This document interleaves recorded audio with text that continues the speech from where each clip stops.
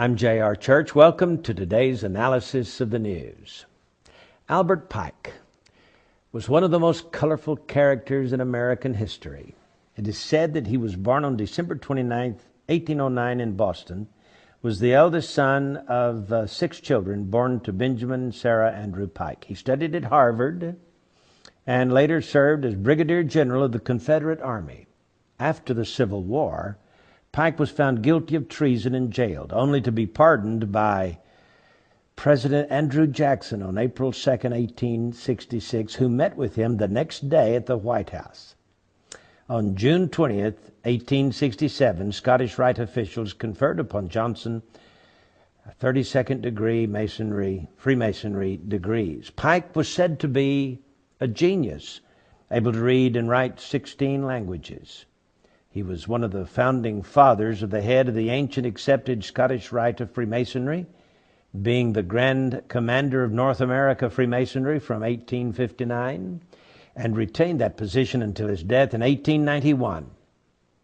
In 1869, he was the top leader of the Knights of the Ku Klux Klan. Pike was said to be a Satanist who indulged in the occult, and he apparently possessed a bracelet which he used to summon Lucifer, with whom he had constant communication. He was the Grand Master of a Luciferian group known as the Order of the Palladium, or of Sovereign Council of Wisdom, it's also been called, which had been founded in Paris in 1737. Now, General Albert Pike was the only Confederate general with a statue on federal property in Washington, D.C. He was honored not as a commander or even as a lawyer, but as Southern Regional Leader of the Scottish Rite of Freemasonry. The statue stands on a pedestal near the foot of Capitol Hill between the Department of Labor building and the Municipal building between 3rd and 4th Streets on D Street Northwest.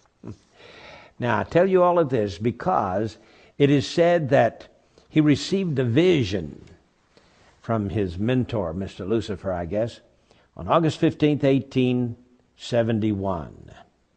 And William Guy Carr, former intelligence officer in the Royal Canadian Navy, wrote a book called Satan, Prince of this World, in which he gives this information. He said that he received this information from a book written by Cardinal Caro Rodriguez in Santiago, Chile, who wrote in 1925 a book called The Mystery of Freemasonry Unveiled.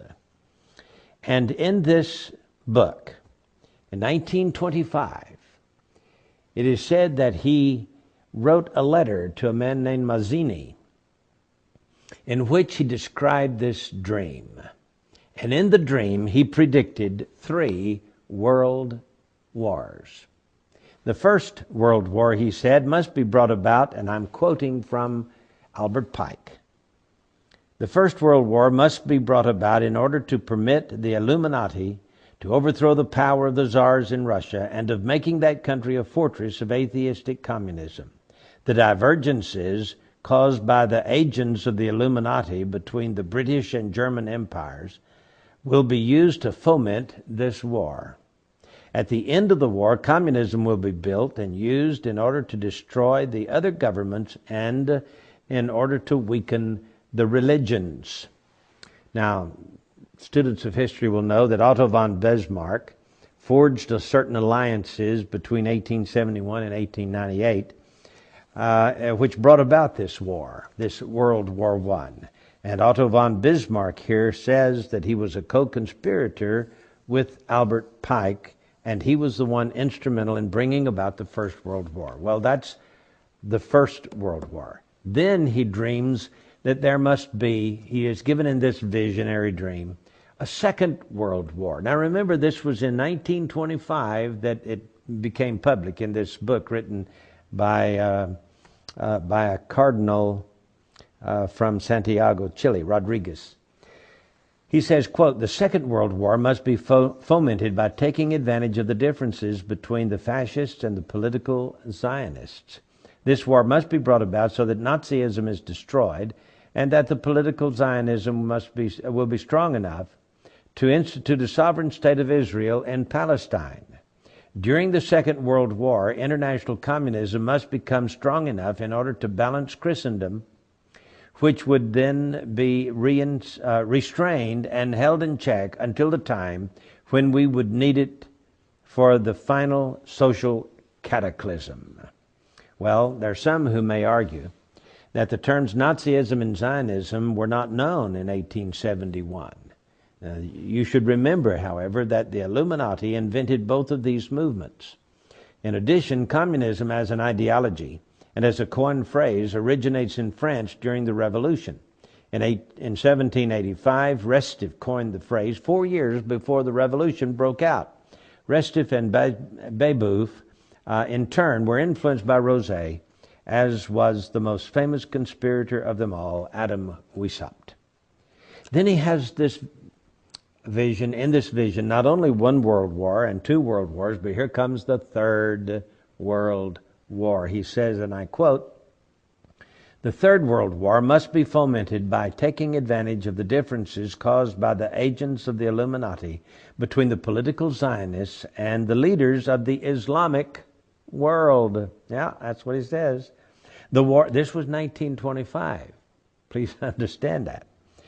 At least 1925. May go all the way back to 1871, as is purported to do, but at least it was written in a book and published in 1925. So he says, after World War I was just over a few years, and before World War II even started, he's now thinking about this third world war, and it says that it will be caused by the differences between the political Zionists and the leaders of the Islamic world. The war must be conducted in such a way that Islam, the Muslim Arabic world, and political Zionism, the State of Israel, mutually destroy each other. That's what it says. Meanwhile, the other nations, once more divided on this issue, will be constrained to fight to the point of complete physical, moral, spiritual, and economic exhaustion. We shall unleash the nihilists and the atheists, and we shall provoke a formidable social cataclysm in which, in all its horror, will show clearly to the nations the effect of absolute atheism, origin and savagery, and of the most bloody turmoil. So he's against Christianity and he's against atheism. They're supposed to fight each other to the death, you see. Then, he says, everywhere the citizens obliged to defend themselves against the world minority of revolutionaries will exterminate those destroyers of civilization and the multitude, disillusioned with Christianity, whose deistic spirits will from that moment be without compass or direction, anxious for an ideal, but without knowledge where to render its adoration, will receive the true light through the universal manifestation of the pure doctrine of Lucifer. That's what he says. Brought finally out in the public view. So he's saying that Lucifer will finally make himself, the good guy.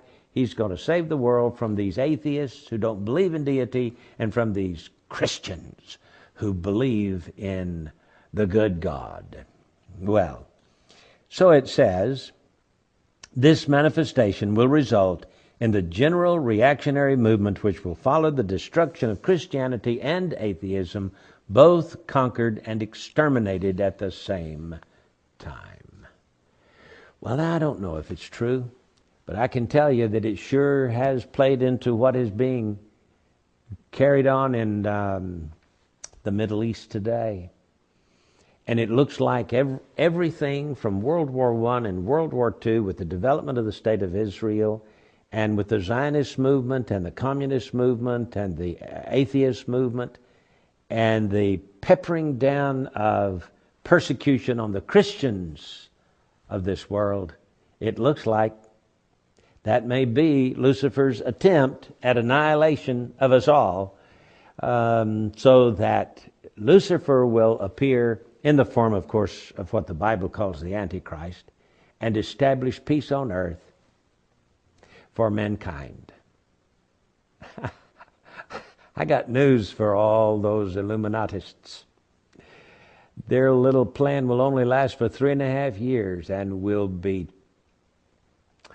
destroyed by the second coming of Jesus Christ himself, who, by the way, is going to take all of us Christians out of this world before the 7 years sets in, before this Luciferian ideal can capture the imaginations of people on planet Earth. There won't be a fight between Christianity and atheism, because we will be gone. But the atheists, they might meet their demise at the hands of the Antichrist when he introduces Lucifer, his old pal. I can tell you this, they're all going to be thrown into the lake of fire. So says the Word of God, and I believe it from cover to cover. I'm J.R. Church. We'll see you again tomorrow with our analysis of the news.